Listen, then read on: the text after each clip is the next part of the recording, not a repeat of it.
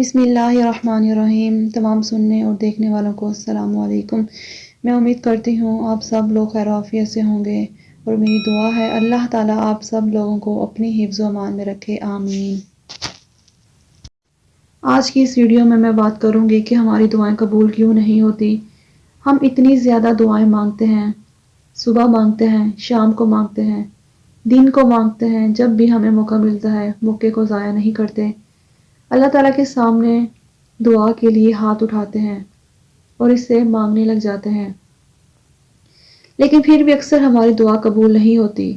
اس کی کیا وجہ ہے؟ کیا ہمارے اندر کوئی کمی ہے؟ ہمارے مانگنے کے اندر کوئی کمی ہے؟ کیونکہ اس رب کے ہاں تو کوئی کمی نہیں۔ لازمی بات ہے ہمارے ہی اندر کوئی کمی ہوگی۔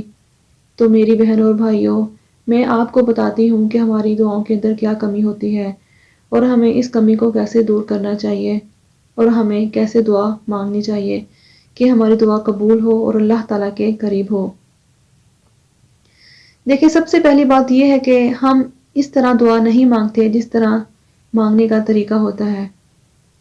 ہر کام کا ایک طریقہ ہوتا ہے، اگر اس طریقے کے مطابق کام نہ کیا جائے تو وہ کام مکمل نہیں ہوتا۔ تو دعا مانگنے کا بھی ایک انداز ہوتا ہے، ایک طریقہ ہوتا ہے۔ دعا مانگنے کا طریقہ کیا ہے؟ آپ جب ہاتھ اٹھائیں تو سب سے پہلے اللہ تعالیٰ کی تعریف کریں۔ اللہ تعالیٰ اپنی تعریف پہ بہت زیادہ خوش ہوتا ہے کہ دیکھو میرا بندہ میری تعریف کر رہا ہے، میری ثنا کر رہا ہے۔ اللہ تعالیٰ کی تعریف کیا ہے؟ الحمدللہ رب العالمین الرحمن الرحیم مالک یوم الدین، کہ تمام جہانوں کا مالک اللہ تعالیٰ ہے اور تمام تعریفیں اسی کے لیے ہیں۔ اور اسی طرح اللہ تعالیٰ کے مختلف نام ہیں، الرحمن، الرحیم۔ اسی طرح اللہ تعالیٰ کے بہت سارے نام ہیں۔ جتنے بھی نام آپ کو اللہ تعالیٰ کی یاد ہیں آپ سارے پڑھ دیں تعریف کرنے کے بعد۔ دوسرے نمبر پر آپ صلی اللہ علیہ وآلہ وسلم کی ذات مبارکہ پر درود پڑھیں۔ جس دعا کے اندر درود پاک پڑھا جاتا ہے وہ دعا جلدی قبول ہو جاتی ہے، اور جس دعا کے اندر درود نہیں پڑھا جاتا وہ دعا اٹکی رہتی ہے، اس کے قبولیت کے امکانات بہت کم ہوتے ہیں۔ تو دعا کے اندر دوسرے نمبر پر درود پاک ضرور پڑھیں۔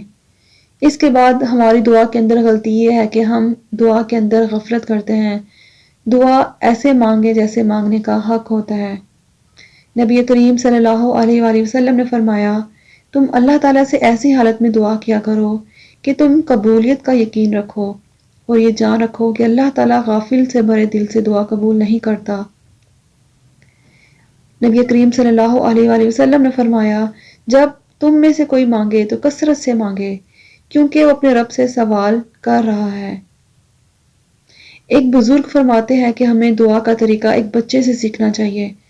بچہ اپنے ماں باپ سے کیسے مانگتا ہے، ان سے لپٹ جاتا ہے، روتا ہے، گر گراتا ہے، اپنے ماں باپ سے یہ نہیں کہتا کہ اگر آپ کا دل کرتا ہے تو مجھے دے دو، بلکہ پوری کوشش کرتا ہے کہ ان سے کوئی چیز لے لے، ان کے سامنے فریاد کرتا ہے، ان کے سامنے لپٹتا ہے، روتا ہے، اپنی فریاد سناتا ہے۔ لیکن ہم دعا کیسے مانگتے ہیں ہمیں پتہ بھی نہیں ہوتا کہ ہم دعا میں کیا مانگ رہے ہیں۔ زبان پہ جو الفاظ آتے ہیں ہم کہہ دیتے ہیں، دعا کے اندر توجہ ہی نہیں ہوتی۔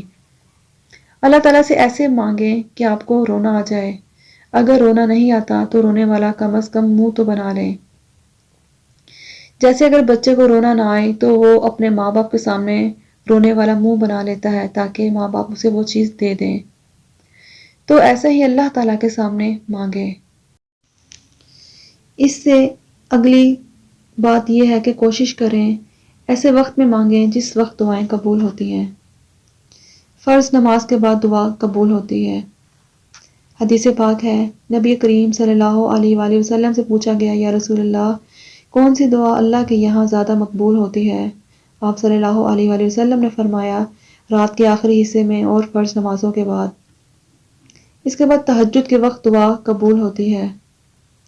حدیث پاک ہے، آپ صلی اللہ علیہ وآلہ وسلم نے فرمایا، اللہ تعالیٰ ہر رات کے آخری حصے میں دنیاوی آسمان پر تشریف لاتے ہیں اور فرماتے ہیں، کون ہے جو دعا کرے اور میں دعا قبول کروں؟ کون ہے جو مجھ سے مانگے اور میں اسے عطا کروں؟ کون ہے جو مجھ سے معافی مانگے اور میں اسے بخش دوں؟ آپ صلی اللہ علیہ وآلہ وسلم نے فرمایا، اذان اور اقامت کے درمیان دعا رد نہیں ہوتی۔ 5 وقت کی نمازوں کے جو فرض ہوتے ہیں ان کے بعد ہم مختصر سی دعا مانگتے ہیں، ہماری توجہ ہی نہیں ہوتی۔